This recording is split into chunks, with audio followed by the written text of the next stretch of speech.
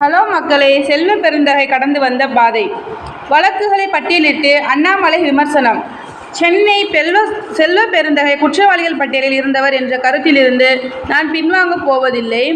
செய்யாத தவறுக்கு மன்னிப்பு கேட்கும் வழக்கமும் எனக்கில்லை என்று தமிழக பாஜக தலைவர் அண்ணாமலை தெரிவித்துள்ளார். இது குறித்து அண்ணாமலை தனது எக்ஸ் தள பக்கத்தில் கூறியிருப்பதாவது: தமிழ்நாடு காங்கிரஸ் கமிட்டியின் தலைவர் செல்வ பெருந்தகையை குற்றவாளிகள் பட்டியலில் இருந்து என குறிப்பிட்டதற்கு மகாத்மா காந்தி வழி வந்த தன்னை தான் அவமானப்படுத்திவிட்டதாக செல்வ பெருந்தகை மிகவும் வருத்தப்பட்டிருக்கிறார்.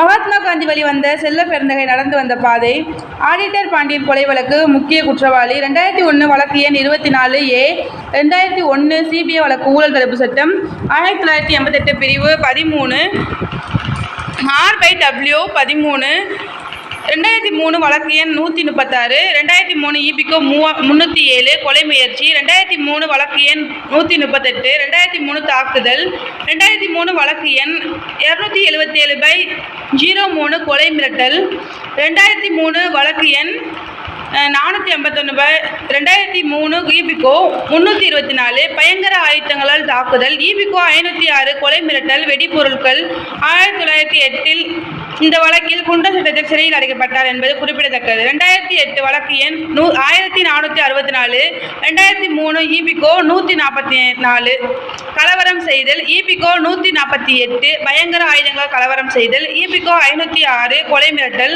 கொலை முயற்சி வழக்கு கொலை மிரட்டல் வழக்கு பயங்கர ஆயுதங்கள் தாக்கிய வழக்கு பயங்கர ஆயுதங்களை பயன்படுத்தி கலவரம் செய்த வழக்கு வெடிபொருட்கள் வழக்கு கொலை வழக்கு என பல வழக்குகள் சமூகத்தின் மோசமான குற்ற வழக்குகள் தான். குறிப்பாக கொலை மிரட்டல் வழக்குகள் மட்டுமே 3 வழக்குகள் அவர் மீது தொடரப்பட்டிருந்தன. இது தவிர ஆடிட்டர் பாண்டியன் கொலை வழக்கு குண்டாஸ் வழக்கில் அவர் கைது செய்யப்பட்டிருந்தது இல்லை என்கிறாரா? இவரை வேறு எப்படி குறிப்பிட வேண்டும் என்று எதிர்பார்க்கிறார். வாழும் மகாத்மா என்றார். அரசியல் லாபங்களுக்காக தன் மீதுள்ள குற்ற வழக்குகளில் இருந்து தப்பிக்கவும் தனது கொள்கைக்கு நேரெதிர் கட்சியில் இணைந்து காந்தி வழி வந்தேன் என்று நாடகமாடினால் செய்த குற்றங்கள் இல்லை என்று ஆகிவிடுமாம்.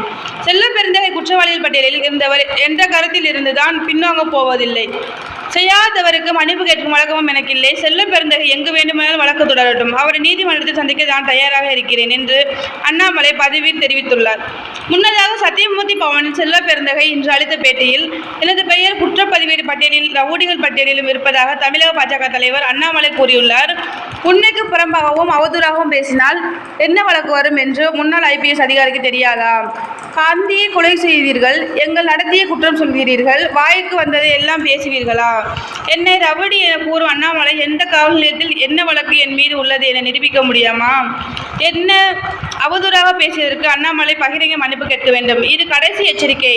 மன்னிப்பு கேட்காவிட்டால் அவதூறு வழக்கு SC வன்கொடுமை தடுப்பு சட்டத்தின் கீழ் வழக்கு தொடரப்படும் என்று எச்சரித்திருந்தார் செல்வ பெருந்தகை. தேங்க்யூ.